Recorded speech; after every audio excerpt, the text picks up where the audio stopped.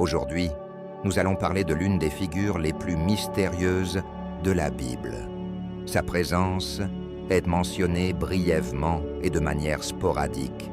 Sa première apparition, des millénaires avant la naissance du Christ, et sa réapparition des milliers d'années plus tard, laisse planer un mystère. A-t-il vécu plus longtemps que Mathusalem? Aujourd'hui, nous allons étudier et découvrir tout ce que la Bible a à offrir sur ce personnage nommé Melchizedek. Je suis sûr que vous serez une personne différente après avoir regardé cette vidéo. Alors comme d'habitude, je vous demande de laisser un like, un commentaire, de vous abonner à la chaîne et entrons directement dans le contenu. Melchizedek, dont le nom signifie « roi de justice » ou « mon roi est juste », occupe une place particulière dans les Écritures, défiant les catégories conventionnelles de chefs religieux et politiques. Il ne rentre pas dans les moules établis, et c'est précisément cette singularité qui le rend si intrigant et essentiel à la compréhension de la foi. En plongeant dans les récits bibliques, nous découvrons que les mentions de Melchizedek sont comme des perles éparpillées dans l'histoire sacrée, chacune révélant un aspect unique de cette figure énigmatique. La première apparition de Melchizedek remonte à des temps anciens, environ 2 millénaires avant la naissance du Christ, lorsqu'il rencontre Abraham lors d'un moment de conflit et de victoire. Après la tumultueuse bataille entre les rois alliés et les 5 monarques de la mer Morte, Abraham, le patriarche hébreu, revient victorieux, accompagné de ses hommes entraînés, après une poursuite audacieuse jusqu'à Dan, dans le Grand Nord, au milieu des forêts de chênes de Mamré. Un survivant des terribles assauts ennemis qui avait échappé de justesse se précipite pour trouver Abraham, apportant avec lui des nouvelles urgentes et bouleversantes. Au milieu du murmure des arbres et du silence troublé par l'urgence de la situation, Abraham écoute les paroles du messager, ses yeux reflétant la gravité du rapport. Son neveu Lot avait été capturé lors des conflits, emmené comme prisonnier avec ses biens et sa famille. Cette nouvelle éveille en Abraham une fureur incommensurable, un feu intérieur qui le pousse à agir sans délai. Rassemblant ses hommes, Abraham se lance dans une quête audacieuse, une mission de sauvetage qui le mènerait au-delà des frontières bien connues, au-delà des limites de la peur et de l'hésitation. Avec 318 18 hommes entraînés, nés dans sa propre maison, Abraham trace sa route vers le nord, dans un voyage marqué par l'urgence et l'espoir de retrouver encore son neveu vivant. C'était la nuit, lorsqu'Abraham et ses hommes approchèrent de la région, au nord de Damas. Sous le voile des étoiles, ils lancent une attaque audacieuse, surprenant les ennemis sur leur propre terrain. Le son des épées brisant le silence de la nuit, les cris de bataille résonnant parmi les collines, tandis qu'Abraham et ses hommes combattent avec courage et détermination. La victoire est remportée dans les ombres de la nuit, le tumulte de la bataille étant réduit au silence par la détermination et l'habileté d'Abraham et de ses guerriers. Les ennemis sont vaincus, les captifs libérés, et au milieu des décombres du combat, une rencontre unique et transcendante attend Abraham. Abraham se retrouve face à une figure mystérieuse, un homme enveloppé d'une aura d'autorité et de sérénité. C'est Melchizedek, le roi prêtre de Salem, qui émerge des ombres de la nuit, ses yeux brillants d'une lumière transcendante. Melchizedek apparaît soudainement dans le récit biblique, sans généalogie ni origine clairement définie. Il est présenté comme le roi de Salem et prêtre du Dieu très haut. Le texte ne fournit aucune information sur ses ancêtres, ni sur la manière dont il est arrivé à cette position d'autorité. Son apparition est mystérieuse, et son identité reste une énigme qui défie toute compréhension complète. L'élément principal de ce récit est l'interaction entre Melchisédek et Abraham après la bataille au cours de laquelle ce dernier a sauvé son neveu Lot. Melchisédek est présenté comme une figure énigmatique et unique, jouant à la fois les rôles de roi et de prêtre, ce qui fait de lui une figure fondamentale pour comprendre certains concepts et thèmes de la narration biblique. Melchisédek s'approche d'Abraham d'un pas ferme, sa présence imposante, éclipsant le silence qui suit la bataille. Dans ses mains, il porte du pain et du vin, symbole de subsistance et de communion, des gestes qui transcendent les mots et touchent les profondeurs de l'âme. Abraham, envahi par la révérence lors de cette rencontre unique, s'incline devant Melchisédek, reconnaissant la grandeur de celui qui se tient devant lui. Dans un geste de profond respect et de dévotion, Abraham reçoit le pain et le vin des mains de Melchisédek, symbole de bénédiction et de communion spirituelle. Puis, Melchisédek lève les mains vers les cieux et bénit Abraham avec des paroles qui résonnent au-delà du temps et de l'espace, des mots chargés de puissance et de signification divine. Il reconnaît la bénédiction de Dieu sur Abraham, le favori du Très-Haut, celui choisi pour une mission qui dépasse les limites de la compréhension humaine. Béni soit Abraham par le Dieu Très-Haut, créateur des cieux et de la terre, et loué soit le Dieu Très-Haut, qui a livré tes ennemis entre tes mains. Genèse 14, 19 à 20. Face à cette scène de communion et de bénédiction, Abraham ressent l'appel de la gratitude et de la révérence dans son cœur. Dans un geste de reconnaissance et de soumission, il offre à Melchisédek la dîme de tous les trésors qu'il avait acquis au cours de la bataille, reconnaissant l'autorité spirituelle et la bénédiction émanant de la figure unique de Melchisédek. La dîme qu'Abraham offre à Melchisédek n'est pas simplement un acte de générosité matérielle, mais plutôt une reconnaissance de l'autorité spirituelle et de la bénédiction divine que Melchisédek incarne. C'est un geste de soumission et de dévotion, une expression tangible de la foi d'Abraham et de sa confiance dans le plan divin qui se déroule devant lui. L'importance théologique de Melchisédek dans ce contexte semble défier les normes établies dans la tradition biblique.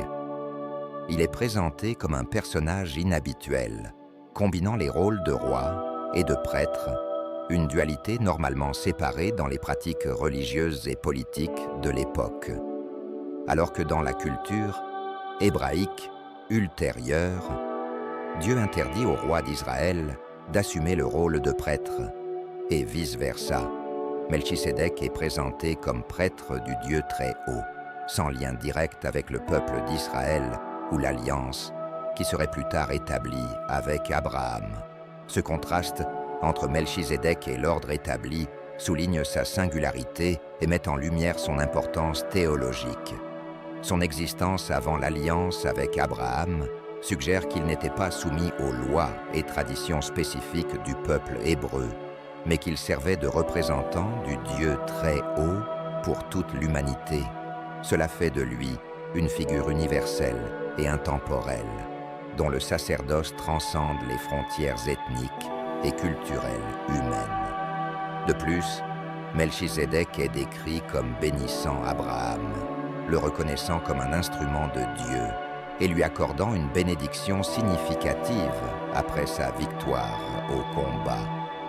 Cette interaction entre Melchisédek et Abraham met en lumière l'autorité spirituelle et le rôle du prêtre en tant qu'intermédiaire entre l'homme et Dieu, bien avant l'institution formelle du sacerdoce lévitique. Plus loin, une éventuelle deuxième mention apparaît environ un millénaire avant le Christ, renforçant encore l'aura de mystère entourant Melchisédek. Le psaume 110, l'un des plus cités et interprétés de l'Ancien Testament, présente une vision puissante et poétique du règne et du sacerdoce du Christ. Dans le psaume 110, David décrit une vision dans laquelle Dieu, le Seigneur, invite une autre figure, également appelée Seigneur, à s'asseoir à sa droite. Cela représente une position de suprématie et d'autorité, soulignant l'exaltation et la souveraineté du Messie sur toute chose. Bien que le psalmiste ne mentionne pas directement Melchisédek, plusieurs théologiens interprètent ce passage comme une allusion au sacerdoce de Melchisédek, notamment en tenant compte du rôle unique qu'il a joué en tant que roi et prêtre. Dans ce contexte, la figure de Melchisédek émerge comme un précurseur du Messie, dont le sacerdoce et le règne transcendent les limites terrestres et temporelles. Tout comme Melchisédek a béni Abraham et a reçu la dîme, le Christ est exalté à la droite du Père en tant que grand prêtre et roi éternel, intercédant pour les croyants et régnant sur toute la création. Cette association entre Melchisédek et le Seigneur, invité à s'asseoir à la droite de Dieu dans le psaume 110, souligne l'importance théologique de Melchisédek en tant que type du Christ, dont la figure préfigure l'œuvre rédemptrice et exaltée de Jésus. Le lien et la similitude entre Melchisédek et Jésus en tant que grand prêtre éternel sont l'un des aspects les plus intrigants et significatifs de la théologie biblique, incitant de nombreux érudits à explorer Melchisédek comme une préfiguration de Jésus-Christ. Cette approche souligne non seulement l'unicité de Melchisédek en tant que figure énigmatique de l'Ancien Testament, mais met également en avant sa pertinence prophétique pour comprendre le rôle rédempteur de Jésus. Une théorie qui relie Melchisédek à d'autres figures bibliques, telles que Noé, Seth et même les anges, repose sur l'absence d'informations concernant sa généalogie et son origine. L'apparition mystérieuse de Melchisédek, sans début ni fin mentionnée dans les Écritures, suggère une transcendance et une singularité symbolisant l'éternité de Jésus-Christ. Cette interprétation met en lumière Melchisédek comme une préfiguration, une anticipation du Messie, dont l'origine et la nature dépassent les limites humaines. De plus, l'analyse du lien entre Melchisédek et Jésus en tant que grand prêtre éternel souligne la correspondance entre leurs fonctions sacerdotales. Tandis que Melchisédek a béni Abraham et a reçu la dîme, Jésus bénit ses disciples et offre le salut ainsi qu'une intercession continue devant Dieu. Le fait que Melchisédek n'ait pas de succession généalogique définie et que ses apparitions dans la Bible soient mystérieuses indique une vie perpétuelle, démontrant une similitude complète avec le sacerdoce de Jésus-Christ qui transcende les limites temporelles et offre une réconciliation éternelle entre Dieu et l'humanité. En reconnaissant Melchisédek comme une figure de Jésus-Christ, les croyants sont amenés à contempler la profondeur de l'œuvre salvatrice du Christ qui transcende le temps et l'espace pour offrir le pardon et la vie éternelle à tous ceux qui croient. Enfin, la troisième mention apparaît dans la seconde moitié du 1er siècle après la naissance de Jésus, lorsque l'auteur de l'Épître aux Hébreux revisite le thème de Melchisédek, révélant son importance fondamentale pour comprendre le sacerdoce de Christ. Dans ce texte, Melchisédek est présenté comme une figure unique, sans généalogie, sans commencement ni fin de vie, préfigurant le Christ lui-même en tant que grand prêtre éternel. Dans l'Épître aux Hébreux, les chapitres 5 à 7 offrent une exploration approfondie du sacerdoce de Melchisédek et de sa signification théologique. L'auteur compare et contraste le sacerdoce lévitique basé sur la lignée de Lévi, avec celui de Melchisédek, introduit bien avant l'institution du sacerdoce lévitique. Le sacerdoce lévitique fait référence au système sacerdotal établi dans l'ancienne religion juive, centré sur la tribu de Lévi et plus spécifiquement sur les descendants d'Aaron, le frère de Moïse. Selon la tradition juive, ce système fut institué par Dieu pendant la période de l'Exode, comme rapporté principalement dans les livres de l'Exode, du Lévitique et des Nombres. Les prêtres lévitiques avaient la responsabilité d'accomplir des rituels et des sacrifices dans le tabernacle, puis dans le temple de Jérusalem, agissant comme des médiateurs entre Dieu et le peuple d'Israël. Cette comparaison dans l'Épître aux Hébreux sert de base pour mettre en évidence la supériorité et l'éternité du sacerdoce de Jésus-Christ, qui est présenté comme le grand prêtre selon l'ordre de Melchisédek. L'auteur des Hébreux soutient que le sacerdoce de Melchisédek est supérieur au sacerdoce lévitique pour plusieurs raisons. Tout d'abord, Melchisédek a béni Abraham, le patriarche du peuple hébreu, indiquant son autorité spirituelle et sa primauté historique sur Lévi, l'ancêtre des prêtres lévitiques. De plus, l'auteur souligne qu'Abraham a payé la dîme à Melchisédek, suggérant une supériorité et une autorité spirituelle du sacerdoce de Melchisédek sur le patriarche de la nation hébraïque. Un autre point important est la continuité et la permanence du sacerdoce de Melchisédek, en contraste avec la nature transitoire du sacerdoce lévitique, qui était soumis à la mort et à la succession généalogique.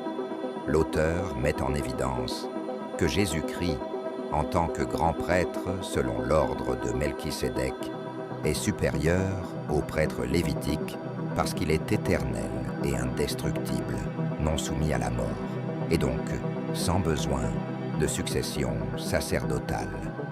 Cette exploration théologique met en lumière l'importance du sacerdoce de Melchisédek en tant qu'anticipation et figure du sacerdoce éternel de Jésus-Christ.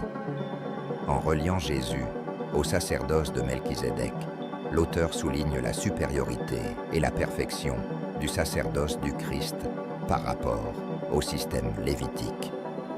Ainsi, le sacerdoce de Melchisédek dans l'Épître aux Hébreux sert de fondement pour comprendre l'œuvre rédemptrice et intercessoire de Jésus-Christ, qui offre le salut éternel et un accès direct à Dieu pour tous les croyants. L'importance théologique de Melchisédek dans ce contexte semble défier les normes établies dans la tradition biblique. Il est présenté comme un personnage inhabituel combinant les rôles de roi et de prêtre, une dualité qui était normalement séparée dans les pratiques religieuses et politiques de l'époque, alors que dans la culture hébraïque ultérieure, Dieu interdisait au roi d'Israël d'assumer le rôle de prêtre, et vice-versa, Melchisédek est présenté comme prêtre du Dieu très haut, sans lien direct avec le peuple d'Israël ou avec l'alliance établie plus tard avec Abraham.